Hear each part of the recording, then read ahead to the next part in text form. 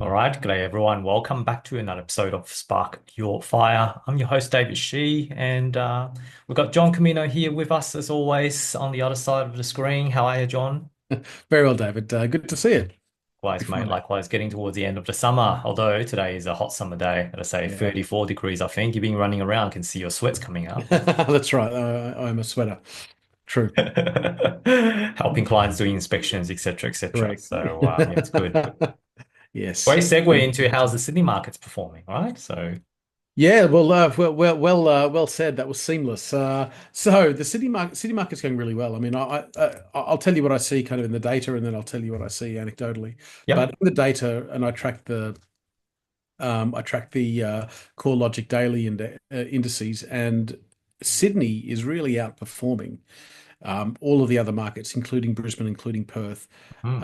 Although I don't have a handle on Darwin, but including Brisbane, including Perth, since the interest rate cut. So the market is performing really well. In fact, I can see sort of Perth coming back, but I don't have much to say about Perth, other than to say that Sydney is doing really well. And we always said that when there are rate cuts, the lowest yielding markets, Sydney and Melbourne, would probably do the best first, at least.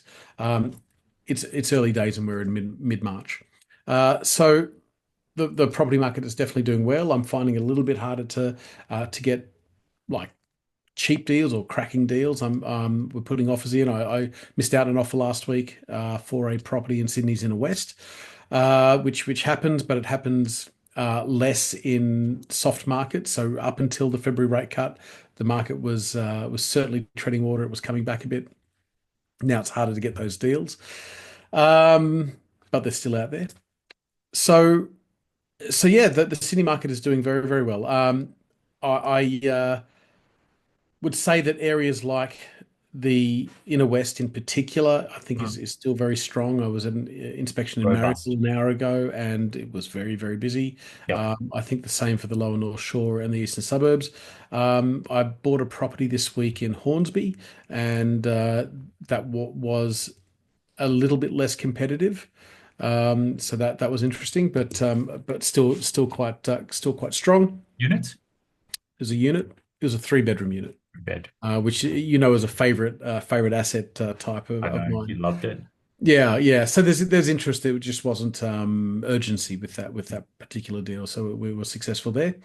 Uh, so yeah, so busy, rising, not a feeding frenzy, I would say, but it's quite busy. There's pep in the step, and I think there's only a couple more weeks or months of sort of good weather, and then we go into winter. So we'll Right. see supply start to drop off a little bit Mm. from here. Market's rising at the moment. Are you seeing a flock of stock coming on the market at the moment? Nothing good. Nothing good. I mean, this is the sort of the irony of the supply statistics. The supply goes up, and everyone thinks and it's in any. I think that what the selling that we're seeing is partially distress selling because the interest rates have been high for so long. But if there's distress, you A, reluctantly sell, but B, if you have to sell, you sell your worst properties first. So that's what I think we're seeing. So it's very difficult to find really good sort of A grade properties out there. Yep. Struggling to find really good properties. Um, but yeah. But I mean, I suppose they're out there.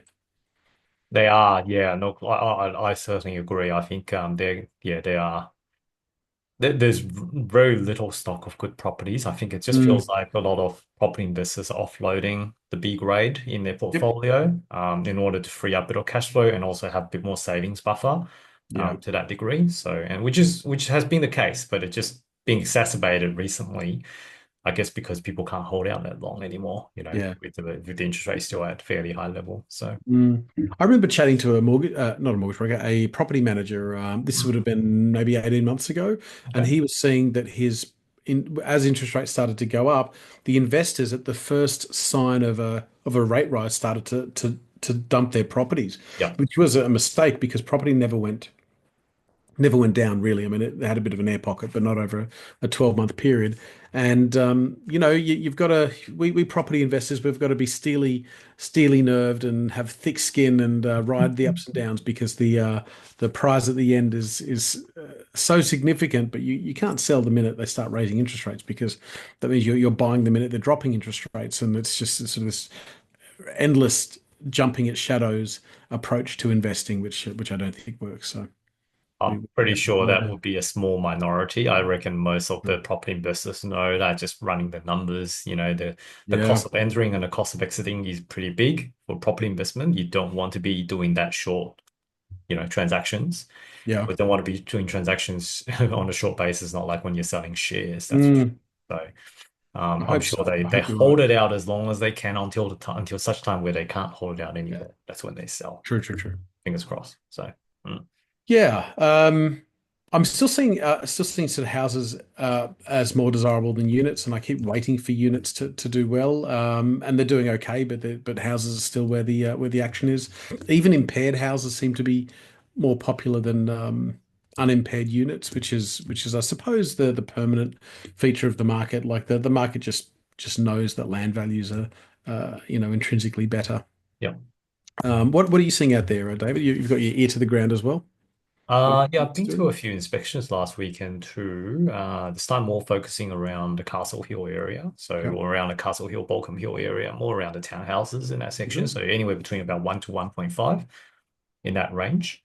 Um, a lot of first opens, a lot of foot traffic, that's for Yep. sure. And yeah, look, it's interesting. I gotta say, I think certainly a lot of interest because I reckon around the 1 mil to 1.5 mil is kind of around the affordability range in terms of what Yes. people can still afford. And Castle Hill and Balcombe Hill area kind of being known to, have decent schools and good transport links and that kind of stuff, mature suburbs now, I should say as well. Mm. Yeah, they are fairly competitive to a degree. I mean, there was one auction that we went to, and I can tell you that one. There was a few bidders. It was a free, I think it was a 322 townhouse. Pretty much it tidied up, like renovated inside and all that kind of stuff. The good thing about that is got a big block of land, so it kind of sits on Mm. a bit of a corner position. Got a big wraparound grass yard, essentially, which is quite rare for a townhouse because usually, got very little space. And that property has a bigger land size in general. Right. Although, having said that, I think it ended up selling close to 1.45 mil. But there was one sold listing a month prior, same in the complex, similar in terms of the land size, I would say. I haven't been to the previous one. Yeah. That was only about 1.3. So Mm. you tell me what's going on there. So a lot of people, a lot of audiences, when they heard it like exceeding 1.4 and it's still going, Mm. people were shaking their heads like, you know, I reckon these are Ah, yes. so Yeah. Townhouses are super popular at the moment. I'm looking for a townhouse for another client at the moment, and in the inner west, they're very popular. Very correct. popular. Yeah. Yeah, I mean, they what are. does what does Michael Yardney say, which is quite a good little saying? It's people trading backyards for courtyards and or balconies, he might say. But whichever one of those he says, it's right. It's right. It's a very convenient type of way to get like a real space and real outdoor space. That's right. Yeah. So I think it's not surprising that, there are a lot of demand for these. Yeah. But, in terms of whether, I mean, that auction that I went to might be a bit of a one-off incident because, I haven't been tracking that market for a while. But having said that, it gives you a bit of indication to say there's a lot of people looking, even just from an intent perspective, and that reflects Mm, on the number of pre-approvals that we're doing for this month as well. There's certainly a lot of property investors getting themselves ready to pounce in the next few months, not necessarily in the Sydney market, but mm, all across Australia, basically. Because yeah, ever since that 0.25% rate drop, the sentiment has changed. yes. And like you said, I reckon the capitals that are more sensitive towards interest rate reductions, that's the Sydneys, the Melbournes, they're the ones that impacted the most, and Yep. they're the ones that will bounce back to Yep. a Yep. degree as well. So Yeah, excellent. yeah, yeah, There's always, and then I'm sure there's another rate cut around the corner, only because the rate cuts are like ants. You never just have one of them. I used that analogy last time, and it probably didn't land then, but rate cuts always happen in cycles. So exactly. But yeah. we will see. We'll see. All right. We've kind of bridged that to a level Mm, about for I mean this podcast is for property investors, so we're kind of looking at it from property investment angle. Um, and look, what we want to chat about today, I guess the topic of discussion this week is more about sharing the five things that we believe is going to beat the average of a yeah. property investment. Okay, so anyone, any Joe out there can obviously go away and then buy an investment property. Anyone can do that as long as you can secure finance. You've got Mm, options available, right? But what are the key elements that will outbeat or will beat the market? Let's put it that way in the long run is what we're trying to basically go through today. So we're going to share five things today or five aspects of things today which we believe are the mm. key in terms of beating the average returns for your investment property in the long term. So, John, Let's shall I do let it. you take the honor on our starting the first one? Let me, I'll do the first one, and maybe you can do the second one. We'll So the chip in. first one we have is well, it's land size, but I think that you quite rightly point out that it's not the size of the land; it's the land to asset ratio. So it's having the highest proportion of land. Mm. So if you're buying a three-bedroom townhouse on 200 square meters, that's better than a one-bedroom unit most of the time. Now, so buying a high proportion of land is definitely going to help you outperform. The question and the little asterisk next to it, which is something that we'll come to shortly, is that not all land is created equal, and of course, it's got to be well located land near things, and we can go into the location in a moment. But the land to asset ratio, having a high land to asset ratio, is definitely the first thing that will help your asset outperform average performance in the market. I David, agree. Yeah, yeah. thoughts? No, I think that's a great explanation. Yeah, absolutely. I think lens size, and look in this instance, the value of the land, versus the actual total price that you're paying. I guess that's the land Yeah. asset ratio that we're talking about. So hypothetically, let's say you're buying a property for 1.5 mil, the land value is 1 mil. But if you buy another property that's also 1.5 mil, but the land value is at 1.2, well, Yes. obviously the one with 1.2 has a higher land asset ratio, and Mm, therefore you have a high chance of being able to beat the averages in the long yes. run. As we all know, land appreciates and building depreciates, right? That sounds a bit jargon, to be honest, but but it's true. It is Yeah, true. it's so true. Yeah. Yeah, that's right. We talk about the constant tug of war. There's the building that is degrading over time. I mean, the Yep. mortar's wearing out, the carpet's wearing out, so the building is physically degrading. It's in economic terms, it's depreciating. Whereas the land doesn't degrade. The land is appreciating because as there are more of us, it becomes scarcer and scarcer. So, and they're not building land anymore. So you want as much land as possible in general. In Maybe general. Yeah. And it to also ties to location, which I think is a great segue for us to get into let's location as do it. well, right? So the land component by itself is obviously important, but there's no point in terms of, let's say, for example, getting a 600 square meter block out in Windsor or middle of Whoop Whoop somewhere, as opposed to getting a 300 square meter in I don't know inner west somewhere inner west. I'm doing a bit of a exaggerated contrast example here, but hopefully that illustrates the point. So when you look at the land sizes, you also need to factor in the location as well of your asset. Okay, Yeah. so you got to consider, well, does it make sense to buy this far away from potentially CBD, or what is the best and potential use of that piece of land in the long run, as well.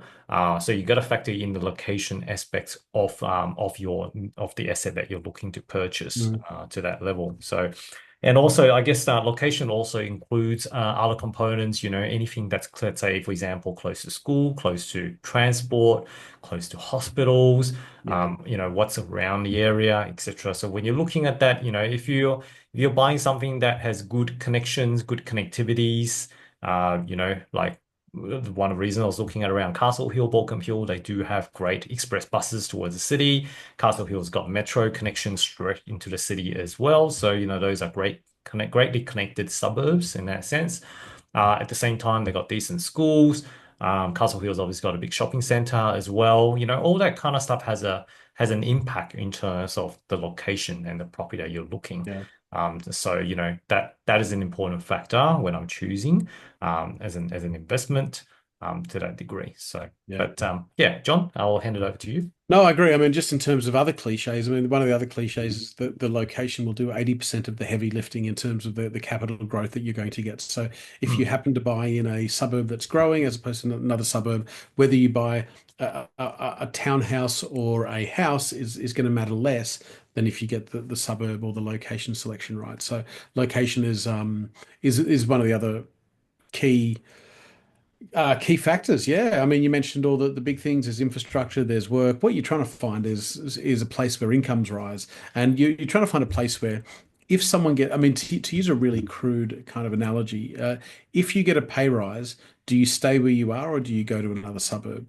So if you get a new job and you double your income, are you going fantastic? Well, I love it here. I'm gonna stay and we're gonna put a new kitchen in, or do you say, thank God, I'm out, I'm out? Hmm. And so that's how you can tell. So you're looking for multiple economic drivers and you're looking for rising incomes. And that translates into better property. Yeah, it's true. And I think, we won't dwell into the details more on the location, but we certainly touched on it in our last episode, when we talk about the quadrants, in terms of the decision that we made. Location is one of them, of course. And also even on the previous podcast before that, when we talked about where and what to invest in Sydney for 1.2 million budget, we Yep. also touched on a lot about location as well. So, for those people who's interested, make sure you go back and check out those two episodes because Yep. we definitely spoke a lot more in depth in terms of how to pick locations and what we do and what we recommend on that notes. But Yep. Yep. Good reference. all right. Well, third point, buy old. John, what do you mean by buy old? Buy old, yeah. So this is I mean, this is kind of my favorite of the four or five Yeah.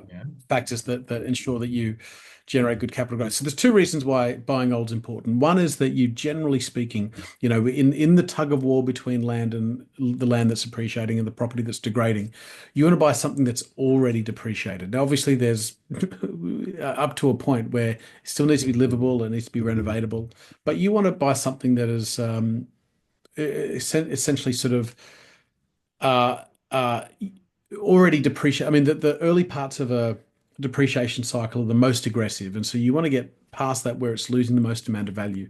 It's why buying new units don't really work. Buying off the plan doesn't really work. I mean, they're nice places to live, but you won't get capital growth, and that's because you're buying something at the beginning of its depreciation life Hmm. rather than at the end of its depreciation life. So buying old is just a shorthand way of saying um, buy something that's largely depreciated, and then you can, and which is one of our other points, go in and add some or manufacture some capital growth. But yeah, definitely buying old is important. The other reason why buying old is important is because it was that typically older properties, with some exceptions, are built at a time of perhaps better construction mores and practices.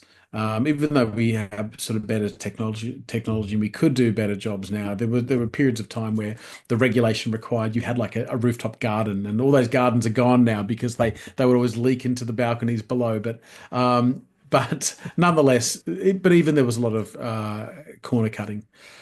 So old properties have all those problems ironed out already. Um, so buying old. I mean, this is maybe controversial. David, what are your thoughts on the buying Oh, old? you stole my thunder there, John. I was gonna say, like, I only look at old units. I don't want brand new, because Right. we all know what building quality is like nowadays with new Yeah. constructions.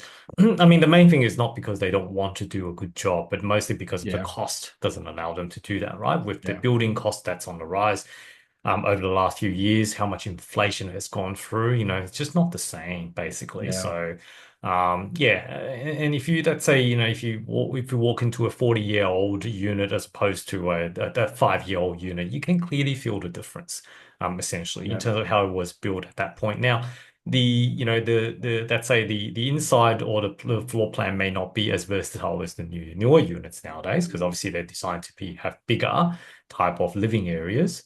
But having said that, the level of construction, the quality of work that's being done, smaller complexes in general as well, which means bigger land components out of the whole thing. So there you go. There's a bigger land asset ratio for you straight away, which means you own bigger piece of land as opposed to a very small piece of cake out of the whole Mm, couple hundred buildings, right? So yeah, so from an investment perspective, you definitely want to be able to buy old or something that is, as you said, the depreciation, I think from memory, mostly was the first 7 years. I remember is where most of depreciation is yeah, done, and then it started to go into more of a diminishing mode from that yeah, perspective, right? So, um, but yeah, this certainly getting something that you can manufacture equity is very important in my personal opinion because it gives you that option. Whereas if you buy something that's brand new or newer, that's everyone's going to have to include their costs, the marketing costs, sales agents costs. So who's yeah, paying? You are as the end buyer, right? So yeah, you're going to be paying a premium basically for all the hard work that everyone has done, all the shiny brochures that you already have. Whereas, buy old to a degree, if it's not being renovated to a degree, it's like an ugly duckling. You can see it's got potentials to yeah. actually have its good days again. And hopefully there will be less competition for you, snatch up for a good Mm, price, and then look at renovating, doing a bit of cosmetic uplift, which we will talk about in our yes. next point.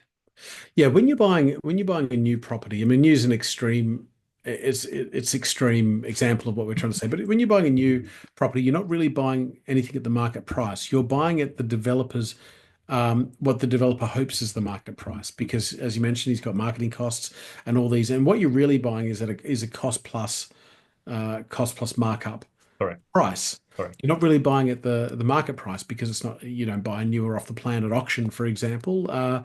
You're buying at what the developer hopes is the market price or is informing us that this is the market price. So I want to buy things at market prices or below Yeah. rather than above. So Absolutely. But no, look, having said that, you got to look at it from both sides of coins as well. With an older place that say, for example, 40, 50 years, yes, there were likely to be more issues coming up from an mhm. older place as well. There could be a roof replacement coming up. Fingers crossed it won't happen. But Mm, that certainly as things get dated, that's something you need to consider as yeah, well. And there will be the building would generally require a bit more maintenance as opposed yeah. to brand new. Okay, so it's you got to look at it from both angles. Having said that, we still think that buying old has a better chance of getting that long-term appreciation above average than buying brand new for those specific reasons. I agree, and we're talking about sort of average investors at the moment. So if you were to buy the penthouse at Barangaroo with the water view, it wouldn't matter that there's no land, and it wouldn't matter that it's new. It would still perform really well because Mm. it's so unique. But generally speaking, these factors hold.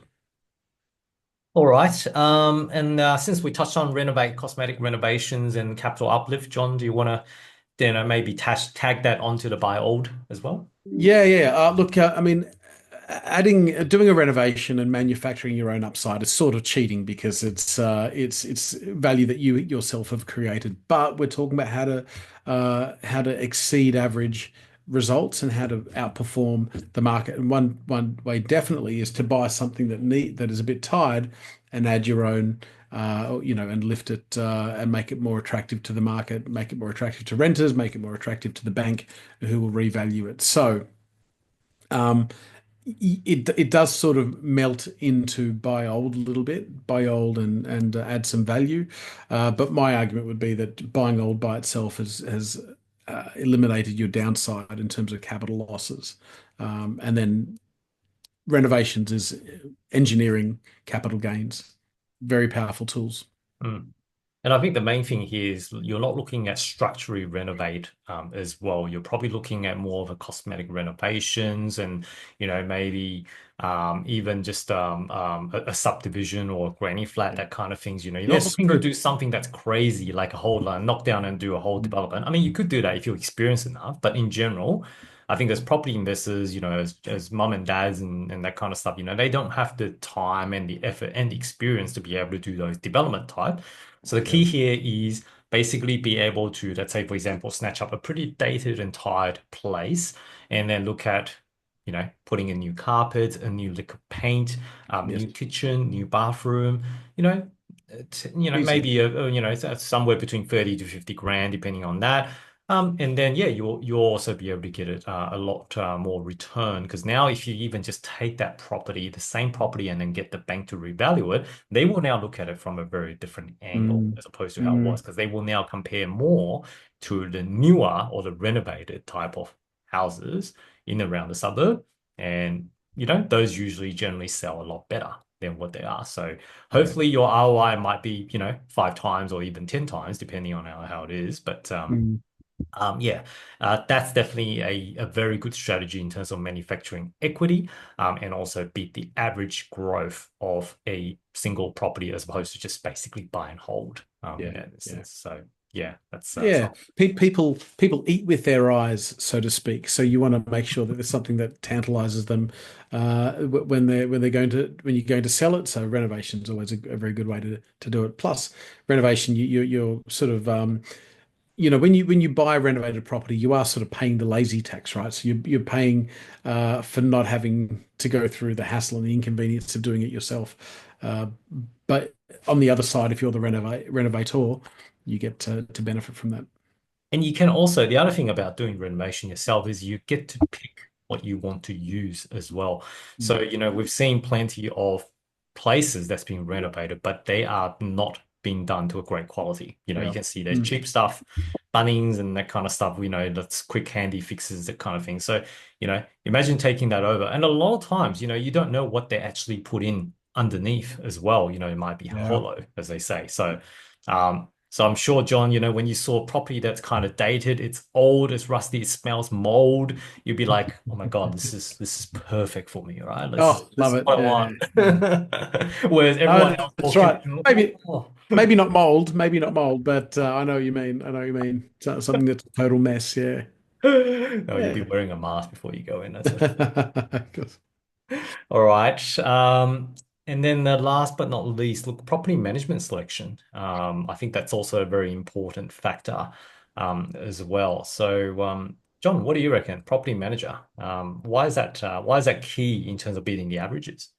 Yeah, so it's just a way to maximize your return as an investor. Now, generally speaking, property management feeds more into rents than it does into capital value. But what it also does is, I mean, when we talk about good property management is not just about rent maximization. It's about maintaining the durability of the property itself. It's making sure it's in good condition.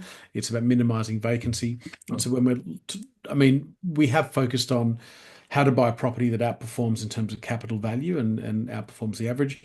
But you can't ignore, as an all-rounder kind of investor, the rental side and the overall attractiveness of the asset. So property management is to make sure that the property doesn't degrade into something that will cost you a lot of money. So it's about maximizing your rent, keeping the property in reasonable condition, so that you've got this sort of constant liquid asset. Preventative maintenance is probably Yeah, the word that we're yeah. looking at here. So, as an experienced and a good property manager, they will be able to let you know if there's something that could potentially come up that you will need to prepare and fix for, right? So, those are really the true value of what a property manager is, not in the day-to-day type of operation or Mm, things, but more towards, okay, well, these are kind of a bit of an early indicator that we think you might need to get a specialist or tradie coming in to check it out because there could be a big cost that's coming through, yeah, or even just simple things as trapping mold that you can observe on the bathroom ceilings, that kind of yeah. things. What's causing it? What do we need to do? That kind of stuff. So that's where a good property manager is going to be able to guide you along that line, to be able to help you potentially, being a bit more preventative rather than having to wait until something does already occur. And Correct. then you pay a big money and potentially be able to may have to actually give a bit of compensation back to the renters as well. Yes, yes. Mm, Yeah, you don't want to, you don't always want to leave the noticing part, noticing up to the tenant, because the tenant doesn't really care. I mean, they want to live in a nice place, but a good property manager will notice things that are going to become problems and are going to cost you money. And so we're all about risk mitigation first, and then mm. upside second. So yeah, property management's important. So find a good property manager. Yeah, that's right.